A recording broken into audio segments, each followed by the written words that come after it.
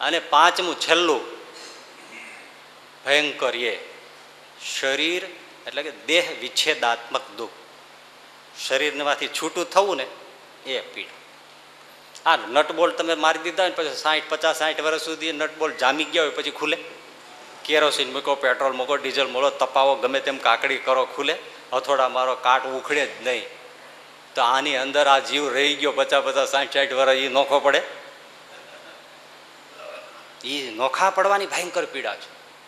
કેવી પીડા કે લોખંડના ઓલા તાર તમે જોયો છે ને આપણે દિવાલ ઉપર નાખી, એનું આખું ગોચડું વાળ્યું હોય, ગૂંચડું, અને એમાં કોઈ ફસાઈ ગયો અંદર, અને પછી એનો હાથ ચાલીને એને ખેંચે, અને જેવી મજા આવે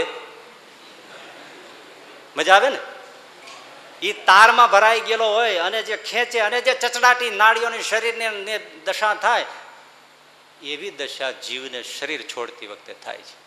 જુદો પડતો જ નથી, નાડીઓ તૂટી જાય, આવી વેદના છે. એવી વેદના શીચોડાની અંદર શેરડી નાખો અને જે શેરડીના સાંઠાની દશા થાય એવી દશા થાય. આપણે સાંભળીએ છીએ એવી રીતે કે ભાઈ આમ આ ગાયો ભેંસો ચરતી હોય, પછી એ છાણ હોય એમાં એનો કોઈ પૂંછડાનો વાળ ચોંટી જાય અને પેલું છાણ એમને સુકાઈ જાય, પછી તમે વાળ પૂંછડાનો હોય ને આમ લ્યો તો આખું છાણનું પેલું છે ને એ આખું ઊંચું નીચું થાય. હવે એ તારને વાળને તમે ખેંચવા મથો તો આખો અખંડ નીકળે?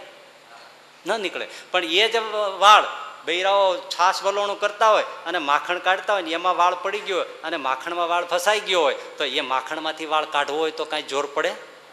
બસ એવી રીતે હરિભજન કર્યું હોય ને એનો દેહ આમ છૂટે.